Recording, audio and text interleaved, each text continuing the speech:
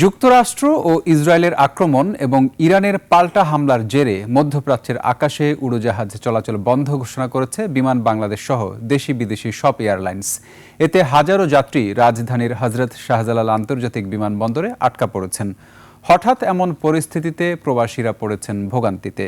কর্মস্থলে ফিরে যেতে না পেরে দুশ্চিন্তাও ভর করেছে অনেকের মাঝে। ইমন চৌধুরীর সহায়তায় উপমা রায়ের রিপোর্ট। নায়াসিনামাইড ও স্যালিসাইলিক সমৃদ্ধ লিলি ফেস ওয়াশ যা ফেসের ডেড স্কিন সেল দূর করে দেয় দ্বিগুণ ফাস্টার ব্রাইটেনিং। কাজে যোগদানের কথা থাকলেও মধ্যপ্রাচ্যের দেশগুলোতে বর্তমান পরিস্থিতিতে দিশেহারা প্রবাসীরা।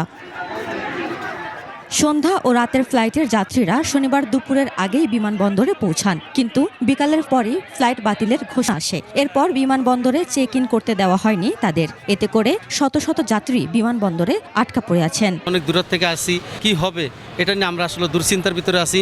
রমজান মাস, অনেক কষ্ট করে আমরা এসেছি।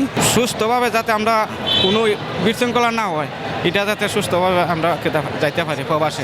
বিমানবন্দরে থাকা যাত্রীরা জানান, ফ্লাইট বাতিলের দুশ্চিন্তায় তারা। কবে থেকে ফ্লাইট সচল হবে তার কোনো নিশ্চয়তা না থাকায় কর্মক্ষেত্রে যোগদান নিয়ে পড়েছেন বিপাকে।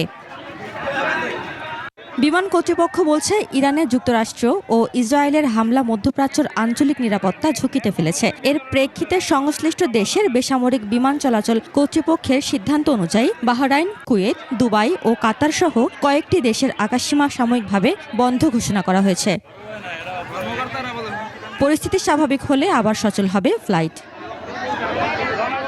উপমা রায়, ডেস্ক রিপোর্ট, 21 টেলিভিশন।